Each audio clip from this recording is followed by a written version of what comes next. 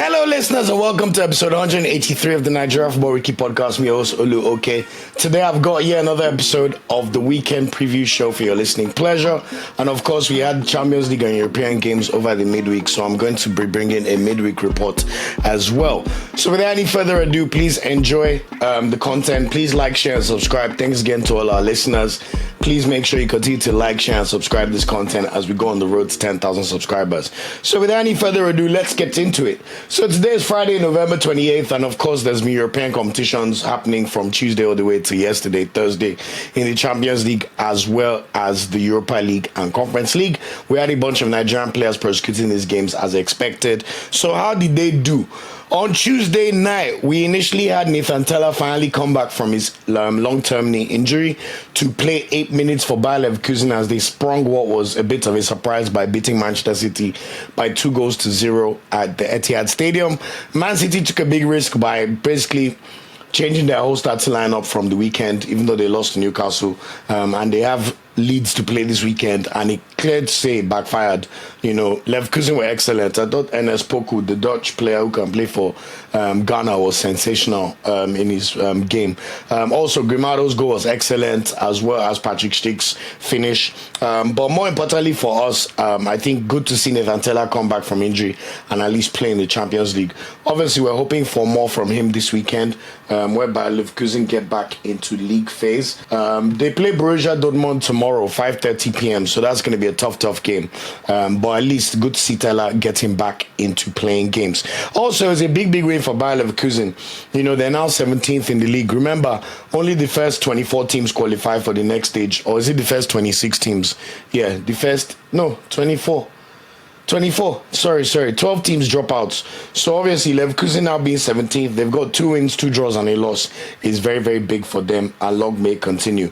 Also, we saw David Moses in action for Slavia Prague. He played all 90 minutes and he was part of a back three. He played as the right centre back, or the right centre back in a back three.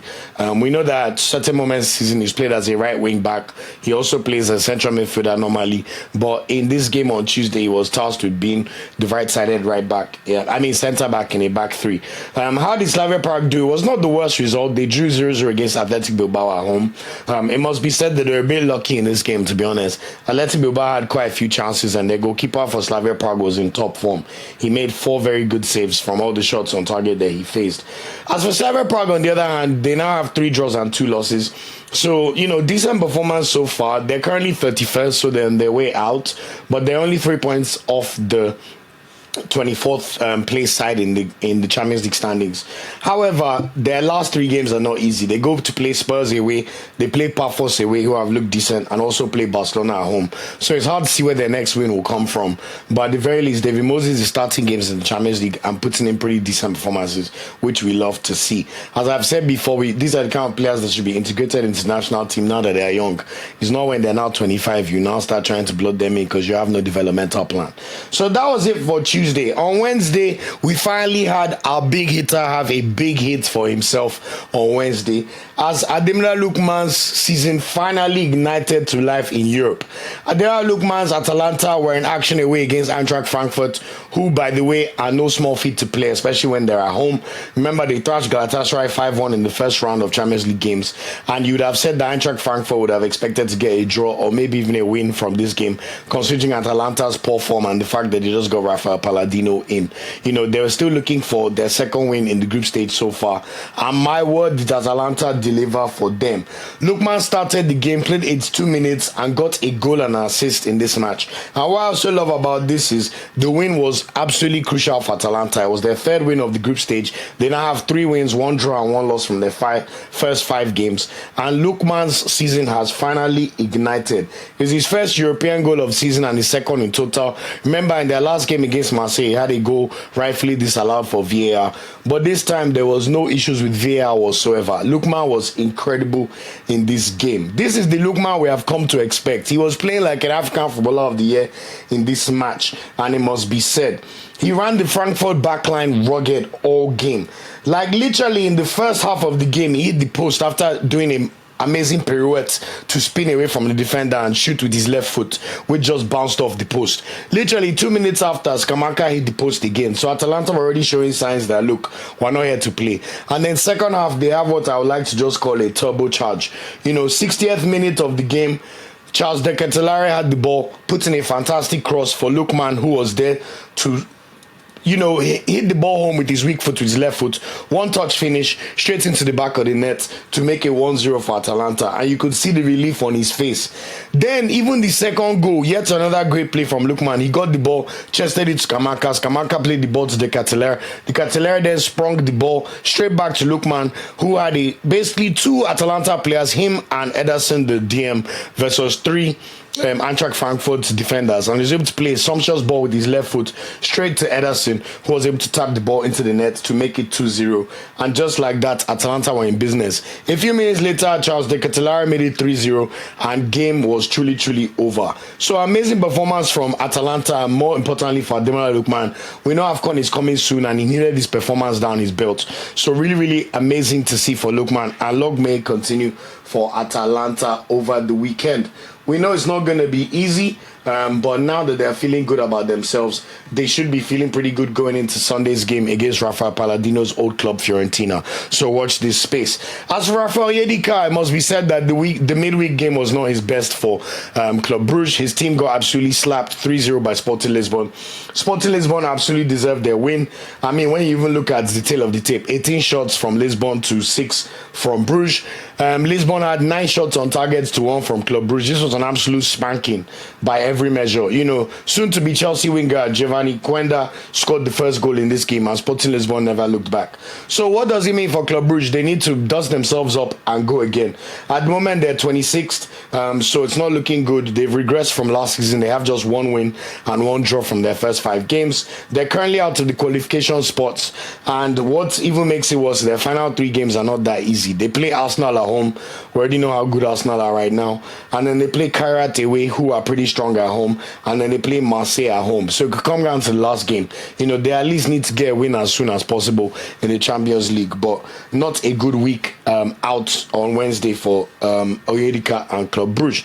As for Bruno Yemachi, he was an unused sub for Olympiacos as they lost 4-3 to Real Madrid.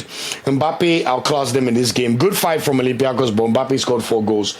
It's not looking good for Olympiacos as well. They're 33rd out of 36 teams. They have just 2 draws out of their 5 games so far. They play Kairat away, then Leverkusen at home before Ajax away. So they may have a chance here or there, but they need to start getting wins as soon as possible.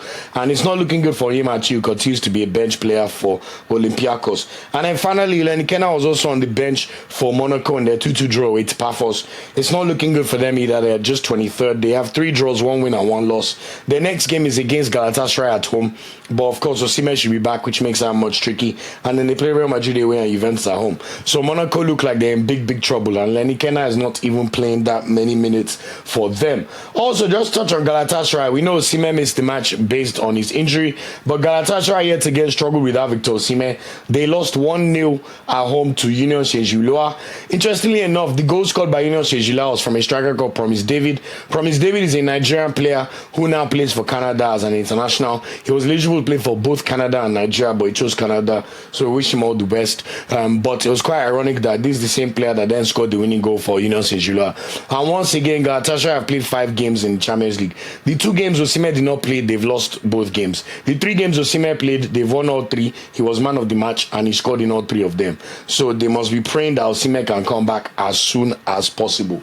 So that's it in terms of the Champions League. In terms of the other games in the Conference League and Europa League, we saw Sanusi's Porto, who are currently 8th, play against Teremoffi's Nice, and this was an absolute masterclass from Porto. They beat Nice 3-0. And Nice are currently bottom of the Europa League group. They've lost all 5 of their games so far, and it must be said that this was not a pretty game for them. In the first 20 minutes, Teremoffi made a mistake, tried to play out of the back, and he gave the ball away. And next thing you know, Porto already put the ball in the nets to Gabriel Vega. Sanusi did not play in this game, was a new sub, but Murphy did start, but it must be said that it was not his best game. And Porto just went from strength to strength in this game and battered them. I mean, when you look at Nice's performance, 5 losses appearances from 5, they're just a waste of space in Europe.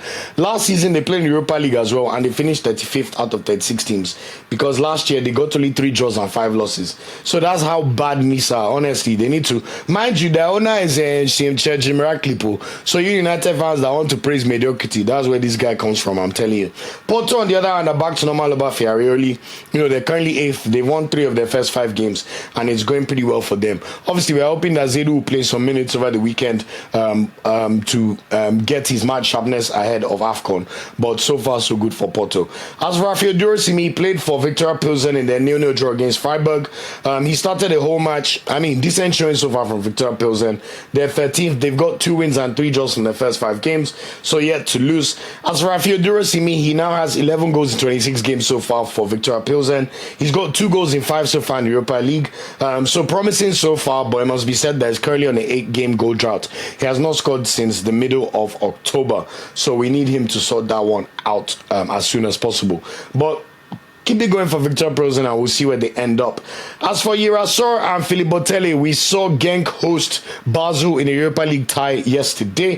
This is what I'll call the battle of the left wingers. These players are both left wingers, and it must be said that they both had good games for their respective sides in the match. Genk edged the win 2-1 on the day over Basel, and it must be said that Genk are doing pretty well. They've got 3 wins from their first 5 games. They've got 1 draw as well. While Basel, on the other hand, now have just 2 wins and 3 losses. They stand in 24th, so in the final qualification spot, so they're just about hanging on. Girasor played his part in this game. Like for the first goal that Genk scored, he took the ball down from a cross, laid it off to one of his teammates, who then laid it off to the number 9 Asian striker, who then fired the ball into top corner to make it 1-0 for Genk. Genk then added a second goal just before halftime to make it 2-0, and then I'm not sure if Girasor was injured, but he got taken off at halftime. Now, when the second half started, now we saw Philippe Otele take a great part in the game. In the 57th minute of the game, he scored his 7th goal of the season in all competitions and his 2nd goal in the Europa League to halve the deficit. Very, very good goal for him, by the way. Great first time take from a cross. He took it one time with his right foot to set himself off and did a Thierry Henry finish into the bottom of the net, which was really, really fantastic to see. He was also very, very unlucky because just about 6 minutes later, he was unlucky not to make it 2-2, and score his 2nd goal of the game. Similar chance, he ran with the ball, tried to do a Thierry Henry finish, and it just came off the post. So really good performance from Philippe Otele, even though his team did not win the match. One to continue to monitor, as I've said previously. And then finally, in terms of Kristians Uche and Crystal Palace, a new sub yet again in their 2-1 loss to Strasbourg yesterday. Good performance from Strasbourg. He was even the subject of an Athletic article by the Crystal Palace writer. The long story short is Oliver Glasner is not his biggest fan. He doesn't really like him, and he's also got a lot of competition in the number 10 spot, which both Uche and Crystal Palace agree is his best position. When you have Yeremi Pino, Daichi Kamada, and also Ismail Assar playing number 10 at various times during the season, it makes it a lot more difficult for him to get to that position which he favors. Also, lack of precision with the team has obviously counted against him because he joined literally at the end of the transfer window. Also, Getafe were forced to sell him because the deal that they struck for Kristians Uche was what allowed them to register 6 players for the La Liga competition this season. Now, what even makes it more difficult for Uche is the deal that they struck with Getafe is contingent on Uche making 10 Premier League appearances for Crystal Palace this season, which already looks unlikely. So it's very unlikely that move will be made permanent. But Getafe need that money to register their players. What also makes it worse is he cannot move in January because he has already made appearances for Getafe and Crystal Palace through this season. FIFA rules mean that a player cannot appear for 3 sides in one season. So if he had not played for Getafe before making his move to Crystal Palace, he could have looked for a solution in January. But that's not looking likely unless he goes back to Getafe. But Getafe need that money in order to keep their registration issues away, because they have 6 players they registered because of Uche. So it's just a very, very tricky situation for him right now because he cannot move. He also may be called off for AFCON, and there's a double-edged sword because you could argue that going to AFCON could be his one chance to play games. games if Nigeria give him opportunities in number 10 position. But on the other hand, because of the Palace players going to AFCON, especially someone like Ismail Assar, maybe that would have an opportunity for him to get some minutes in the Palace team, but you cannot guarantee that because he's barely played so far. So it's just a tricky situation that we wish him well, and he might as well come to AFCON and try and ball and make a name for himself. But it's not looking good so far for Sans Uche, so we're just sending him strength and prayers. And then finally, we saw Emmanuel Uchenna did not play for Sparta Prague in a 1-0 win in the Conference League. He was missing from the squad due to injury, so let's see if he can get himself back into the squad sooner rather than later. So that's it in terms of the midweek reports. Now for the Premier League preview for match day 13. We already know that the current table shows Arsenal with the healthy 6-point lead over Chelsea, who are currently second. We know that there's a big clash between Chelsea and Arsenal at Stamford Bridge on Sunday, so massively looking forward to that. Man City have 22 points and Aston Villa round up the top 4 with 21 points, 8 points behind Arsenal. Crystal Palace are clear in 5th, 9 points behind Arsenal. And then we have 3 teams, Brighton, Sunderland and Bournemouth, who are 6th, 7th and 8th, all on 19 points. We then have a further 4 teams equal on 18 points, Tottenham, Man United, Everton and Liverpool. So 9th, 10th, 11th and 12th. So that shows you how competitive the Premier League has been this season, and it will remain that way. Every team in the division has at least 10 points except Wolverhampton, who are bottom with just 2 points from their first 12 games. So they are doomed to relegation. What did the top scorers look like? Erling Haaland did not score over the weekend, so he remains on 14 goals. But Igor Thiago scored 1 penalty and missed another penalty. So he now has 9 goals and will be looking to get his 10th Premier League goal of the season. Danny Welbeck was also on the score sheet over the weekend for Brighton against Brentford. So he now has 7 goals for the season. So those are the top 3 goal scoring players so far. Assist charts, we didn't see too much movement over the weekend, except for Hartman at Burnley, who got an assist for Burnley. So he's now joined top with Kudus and Grealish. All 3 players have 4 assists for the season. Now, Premier League games involving Nigerian players to look forward to for this weekend. Starting with our Fulham boys as usual. They're currently 15th, but they will be in action on Saturday, tomorrow night, in a 9 p.m. kickoff as Fulham go to play Tottenham away. This should be a very interesting game. Fulham's win over Sunderland was their second win in the last 3 Prem games. We know that Fulham are quite good at home, but they've not been very consistent when you look at their away form. But they'll be feeling good after that win over Sunderland. Tottenham, on the other hand, are winless in their last 3 games with 1 draw and 2 losses. Of course, we know that the draw was against Man United, but then they lost to Arsenal and Tottenham and PSG in their last 2 games. Fulham need to climb in the table to avoid being in a relegation battle. So this one's a very tricky game to play. In terms of expectations for our players, Iwobi and Bassey should start this game. There's even a world where Chukwueze will start this game, considering how amazing he was for Fulham in their last game against Sunderland. So let's say there's an expectation that all 3 could start this game. Or at the very least, we expect Chukwueze to make a telling contribution off the bench like he did. I would love to see him start in the left wing like he did in the game against Sunderland. So my prediction for this game is a tricky one. Tottenham are decent at home. I think it'll be a 1-1 between Tottenham and Fulham. But at the very least, I expect all our Fulham boys to play well. I would not be surprised if Fulham snatch a 2-1 win or if Spurs somehow win 2-1. But I expect our players to do very well in this one. So my prediction is 1-1. As for Nottingham Forest, Taiwo Awoniyi was not in the squad. He did not come off the bench in their last game when they thrashed Liverpool 3-0. They were also very impressive in the Europa League, yes, on Wednesday as well, it must be said. So really amazing performance from Nottingham Forest, who are now out of relegation zone. They're now 16th. We know that Taiwo Awoniyi will struggle to get minutes here or there, but this weekend Nottingham Forest play Brighton on Sunday, 3:05 p.m. kickoff in Nigeria. Can Taiwo Awoniyi be involved in the squad? Let us see. Obviously, after a win 3-0, there's a world where the manager will not want to break. If it ain't broke, no need to fix it, is what I'm trying to say. So Awoniyi may not even be in the squad. But let's hope he can play in this match and Nottingham Forest can continue their good form. I think it's going to be very tricky because Brighton are a very formidable side and are currently 6th in the league. So I will predict a 1-1 draw in this match. And hopefully Awoniyi can get some more minutes. Another Nigerian player struggling to get minutes is Frank Onyeka. Brentford have had mixed results. We know that they lost to Brighton 2-1 in the last game out after Igor Thiago missed a penalty in stoppage time. But mixed results for Brentford so far. But they could move into the top 10 with a win this weekend. They do play Burnley at home, and I've got Igor Thiago in my FPL squad because I expect him to score in this match and for Brentford to get back to winning ways. As for Onyeka, the best we can hope for him is for him to get some minutes off the bench, especially after he did not play or get any minutes in their last game against Brighton Everton. I think Brentford win this game 2-0 with Thiago getting on the score sheet, and hopefully Onyeka can get some minutes in this game. As for Chidozie, we've just spoken about his lack of minutes for Crystal Palace, and I don't expect it to get any better when they host Manchester United this weekend. Now, this is also a Sunday 1 p.m. kickoff in Nigeria. Palace are a good team. We know they're 5th in the division right now, and to be honest, they'll be expecting to beat Manchester United in this game. Manchester United somehow lost to a 10-man Everton on Monday, so big opportunity for Palace to get the points. But you never know the kind of Man United that will show up. That's the interesting thing. This game could be a draw, it could be a Palace win, it could be a Man United win. I expect Uche not to play any minutes in this game, but if he does, he will come off the bench, so let's hope for that. Prediction for this game, I think it'll be a 1-1 draw for Palace and United, but there's a world where I think Palace may win it 2-1. And then finally, Aroko Dare, even though we got minutes in their last game, his Wolves team are bottom of the Premier League, and they go away to Villa Park to play high-flying Aston Villa, who find themselves 4th in the Premier League after starting the season terribly. This will be a Sunday 3:05 p.m. start, but Wolves already know are doomed to relegation. Aroko Dare played in their last game where they lost 2-0 and he got a yellow card. Can we expect him to start in this Midlands derby? Maybe, but I think it's unlikely. Now, this is a game where Wolves are going to be thrashed, so no need to even hope for the best for Wolves. Hopefully they can surprise us, but I think Villa will spank them 3-0 in this game. So that's it in terms of our Nigerian players in the Premier League.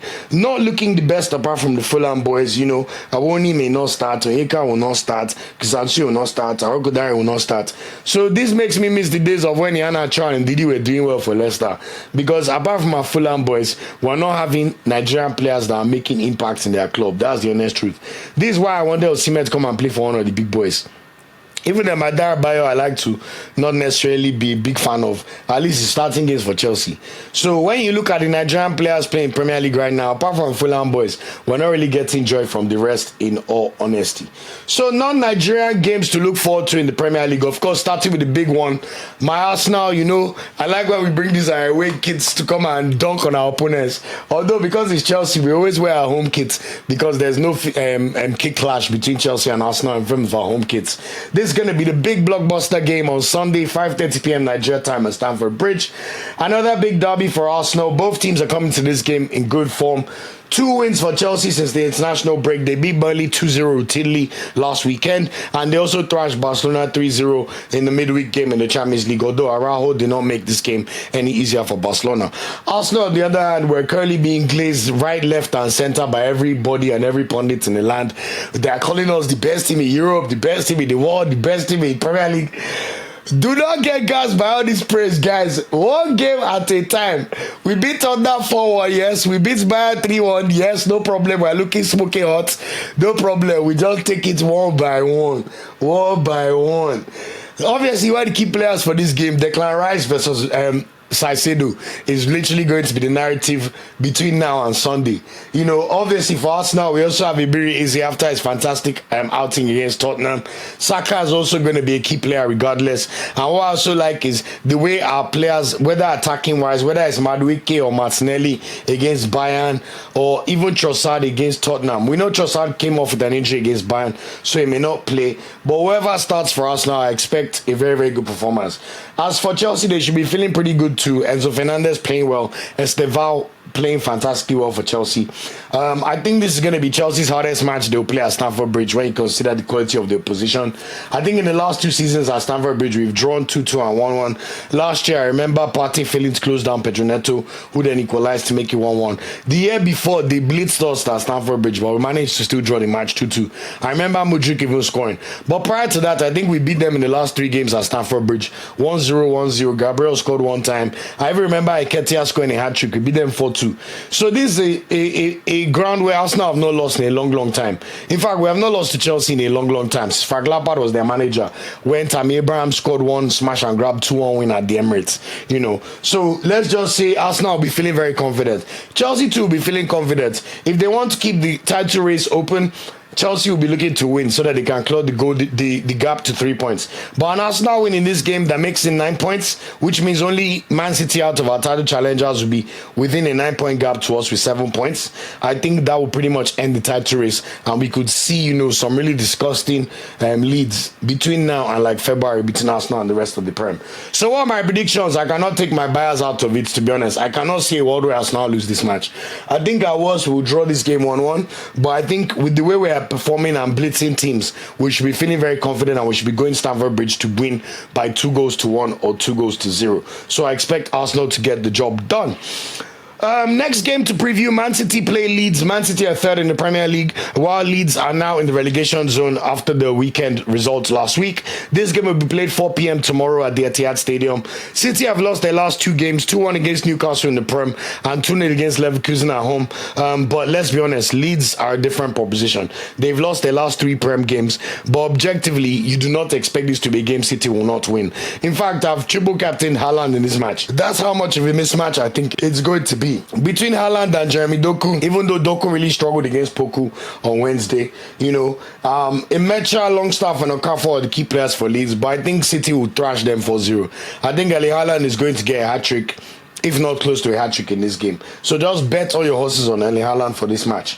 Next up, Sunderland play Bournemouth, 7th versus 8th at the Stadium of Light, Saturday 4 p.m. tomorrow as well. Both teams are only separated by goal difference at the moment, as they both have 19 points, but Sunderland have a superior goal difference of +3 to Bournemouth's -1. Sunderland have a very strong record at home, as we know, so it's going to be a very difficult game for any visitors, but Bournemouth fancy themselves too, and they've been very good performers when they go away as well. They're close in terms of strength, so I don't know how this game will go. Key players, I think, between Xhaka, Ballard and for Sunderland, while Evanilson will be important and Tavernier as well as Senesi. I'm not sure if Semenyo will recover sufficiently from his injury. I think if Semenyo doesn't play, it will be a 1-0 win for Sunderland, but if Semenyo plays, I can see this being a 1-1 draw between both sides. Now, Everton also hosts Newcastle at the Hill Dickinson Stadium, 11th versus 14th, Saturday as well, 6:30 p.m. kickoff tomorrow. Both teams are coming off wins against the 2 Manchester sides. Everton beat Man United at Old Trafford on Monday, while Newcastle beat Man City at St James's Park on Saturday. Newcastle did lose 2-1 to Marseille in the Champions League on Wednesday. Pierre-Emerick Aubameyang turning back the hands of time with a fantastic performance. So we know Newcastle will be looking to bounce back in this game, but they're not the very best of travellers in the Premier League so far. Everton, on the other hand, will be faring pretty good, even though, what's his name? Ganagay got a red card for slapping his own teammate. Although they've laughed him off on social media, which shows you the power of winning games. Grealish should come back into play. Iliman Ndiaye will play in this game as well and will be feeling himself, while Jusby Hall will be looking to continue his excellent finish in the game against United. As for Newcastle, Harvey Barnes is currently their star player, scoring in all their last 3 games, while Walter Mada would be expecting to play a big part in this game. I can see this being a 2-1 win for Everton, to be honest, considering how well they've started in the league so far. And then finally, Liverpool, who have been smarting so far in the Premier League so far. I think they've lost 9 of their last 10 games or something ridiculous. While West Ham, on the other hand, are coming into form under Nuno Espirito Santo. They go a draw last time out with 2 excellent finishes from Callum Wilson. This game will be a 3 p.m. kickoff on Sunday at the London Stadium. West Ham with their positive results, while Liverpool have lost their last 3 games, conceding a whooping 10 goals in that period. Liverpool are showing no signs of hope, it must be said. So this could be one of those games that's a tricky game to predict. I mean, when you look at the key players with, West Ham, at the moment, Callum Wilson's been showing very, very good form. Paqueta is beginning to play with the freedom we've seen in the past few seasons. Now that he's been totally cleared of any issues with match fixing, you can see that bearing out. The fullbacks, Diouf and Wan-Bissaka, continue to play very well. And as for Liverpool right now, it's just a tricky one. Where do they get hope from? You have to say right now, it's only Dominic Szoboszlai that's playing like a player that's a champion. So let's just say Szoboszlai is the key player. Normally, I would expect Liverpool to win this game 2-1. I think they smashed West Ham last season as well. But based on the current form of what we're seeing with Liverpool, I mean, who would have thought they would lose to PSV at home 4-1 and lose 3-0 to Nottingham Forest at home? Both of these games are Anfield. Now they're going away to West Ham. So to be safe, I would say it's a 1-1 game because you still think Liverpool should win. But I will not be surprised if West Ham win this match. That's how bad Liverpool have been. So let's just say 1-1 for now. Now, just to round up the podcast with the 5 games involving Nigerian players outside of the Premier League for you to watch. Starting with Maduka Okoye's Udinese in Serie A. They're going away to play Parma, who are being managed by Carlos Cuesta, the former Arsenal coach. This game will be tomorrow, Saturday, 3 p.m. Udinese will be looking for a win in this game, especially considering their recent poor form, while Parma will be looking to get further away from the relegation zone after beating Gift Urban's Verona 2-1 last weekend. Game expectations over this game. Okoye needs to just continue having a solid game. Cut out the mistakes like the one you gave to Bologna last week, but show more signs of good progress like you saving the penalty last week. I hope he can keep a clean sheet. It's going to be a tricky game because Udinese are the away team, but my prediction is a 1-1 in this match between Parma and Udinese. As for Onuachu, he'll be in action as his Trabzonspor team will look to build on their win. This game is on Saturday, 6 p.m. as they play Konyaspor, who currently sit in 9th place in the Turkish Super League. This is a very, very important game because Galatasaray play Fenerbahce away on Monday night. We're still not sure if Victor Osimhen will be fit for that game, but this could have big, big repercussions if Trabzonspor can win this game. Onuachu needs to continue his current form. He's currently the joint top goal scorer with 9 goals from 13 games. He could still be an option for AFCON as he's the best forming Nigerian striker not named Victor Osimhen in the whole of the world right now. So Onuachu just needs to continue his good form, and let's see if he can add to his goal scoring greatness so far. I expect them to win this match, and I expect Onuachu to get a goal or 2, and I expect them to win by 3-1 in this match. As for the Sevilla boys, Ejuke and Adams Sevilla, who are currently 11th, will be engaged in the frying pan of Spain derby as they host Real Betis, who currently high fly and sit in 5th position. This will be a Sunday 4:15 p.m. kickoff. Now, the reason why this is called the frying pan of Spain is Seville is one of the hottest parts of Spain. Both Real Betis and Sevilla both are based in Seville, so this is one of the most important derbies in the Spanish top flight. These games are always tough. Sevilla traditionally have been the better team over the past 10-15 years, but in the last 2 to 3 years we've seen Real Betis emerge as the better side, playing the Europa League or almost getting close qualifying for the Champions League. So very, very interesting. Even right now, Sevilla 11th while Real Betis are 5th. When you look at the last game that Sevilla played on Monday, they lost 2-1 to Espanyol and were very lucky not to even lose by more. Akor Adams made a mistake in its 5th minute, which gave Espanyol their second goal when they played the ball up to the outlets to take the ball and get away from danger, but he makes a mistake and gives the ball away. Next thing you know, within 2 seconds, Espanyol shot the ball from outside the box and it was 2-0. So Akor Adams needs to lick his wounds and learn from that error. Sevilla's inconsistency needs to stop because Betis are doing well under Pellegrini. There's a 5-point gap between both teams, and Real Betis will not hesitate to take the 3 points away. Adams may continue starting, and hopefully he does, but I think his mistake may cost him his starting spot on Sunday. So let's watch this space. Ejuke on the other hand will come off the bench. I think he'll be very lucky to start this game, but let's see. We want Sevilla to start making their way up the table and start fighting for the top 6-7 spots that will get them into European competitions. However, I think this will be a bridge too far, and I expect them to lose or draw this match because Betis will be too strong. Let's just hope it's a 1-1 Akor Adams could get on the score sheet. Now, also a more positive news for Ademola Lookman. We saw the exploits in the Champions League as I've just spoken about. This weekend he'll be in action for his team against Fiorentina, who are currently second to last in Serie A. Remember, Rafael Palladino managed Fiorentina last season, so we'll be excited to face his former side at home. Atalanta, we know, are in big need of wins. They're currently 13th in the league, but they'll be feeling good after their exceptional performance against Eintracht Frankfurt in the Champions League. I think Lookman will look to get his second Serie A goal of season after his goal against Milan and of course scoring on Wednesday. He's in a better headspace and finally delivered on Wednesday, so long may it continue. I expect this to be a routine 2-0 victory. Lookman to get 1 or even 2 of the goals because De Ketelaere is playing well as Kamaka is playing well, so they may share it. But Atalanta, get your first win in Serie A in a long time and start marching up the top of the table. So we wish you all the best. And then finally, Chidozie Awaziem, he had a roller coaster last week and was the star boy of the week. His Nantes team will be in action against Lyon at the Stade du Guerlain on Sunday 8:45 p.m. Lyon are currently 7th while Nantes are 15th in the league. This is a game where I won't lie to you, Nantes will probably struggle. They're just above the relegation playoff position, and they need to start getting some wins, even though they got a draw. If they want to avoid another relegation playoff battle like last season, they need to start getting some wins. After the roller coaster of a game last weekend, Awaziem will probably not want any attention in this game except his scoring. A good game for Awaziem means that Nantes would have kept the Lyon attackers quiet and maybe see out a 0-0 draw or somehow manage to win the game or keep it to a 1 score from Lyon, which is very unlikely. I would like to see him play well again because we know that in light of the Benjamin Frederick's injury for Denda and him missing AFCON, we need the Awaziems, the Torunarigas, all the people that are currently in battle for that spot beside Bassey to be playing well. So we wish Awaziem all the best, and we need him to have another good game in this match. I do think they will lose the match 2-1, but I'm hopeful that somehow they can draw the game 1-1. So let's see what Awaziem can do. So that's it in terms of the big predictions of our players to watch out for in this weekend for the weekend preview show. Now, the ones to watch in terms of other games to be involved in, including the ones I just went through. Remember, on Saturday tomorrow, Maduka Okoye's Udinese play Parma, 3 p.m. Nigeria time. Victor Boniface's Werder Bremen will be hosting Cologne, 3:30 p.m. Nigeria time. He needs his first Bundesliga goal of the season.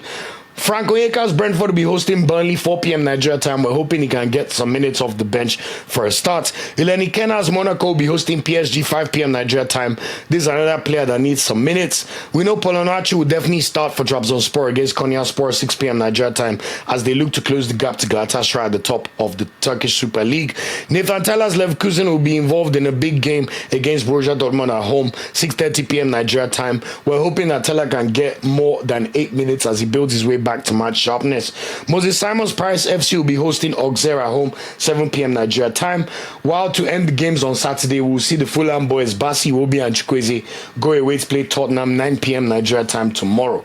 As for Sunday, Kristan's Uche's Crystal Palace will be hosting Man United at Selhurst Park, 1 p.m. Nigeria time, even though we know it's unlikely we'll get minutes in that game. Ebenezer Kinsomiro, we're hoping he would have sufficiently recovered from his injury, although it's unlikely he'll be able to play against his parent side Inter, although I know in Syria the rules are a bit different. So we'll see if he plays and if he can recover to play in that match, even though it's unlikely.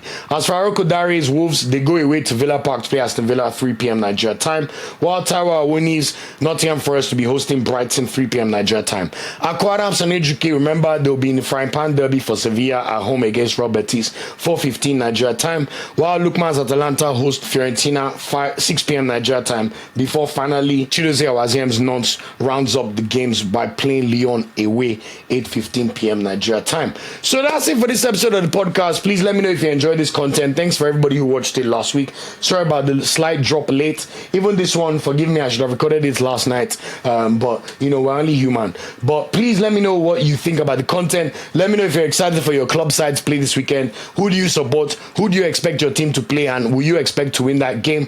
What do you expect about the predictions for our Nigerian players, both in the Premier League and non-Premier League leagues all over Europe? Please remember to continue to share the content, like, share, and subscribe. Big thank you to everybody who's listened, continues to listen. I'll be doing my predictions for the AFCON squad next week because we expect the AFCON squad to be released in about 11 days time. So look out for that content on Monday's episode, as well as a review of how our players have performed over the weekend. Until next time, I'll be host Oluoke. If you're an Arsenal fan like me, I look forward to the game on Sunday, and I look forward to 3 points. Gunners Lawa, no testing. I'll see you on the next episode of the Nigeria Football Weekly podcast. Take care and peace out. Thanks for watching this video. Please like, share, subscribe, and click the bell to get a notification whenever we drop a video. You can also find our social media channels listed below. And of course, up Super Eagles and Nigeriano the ever carry last.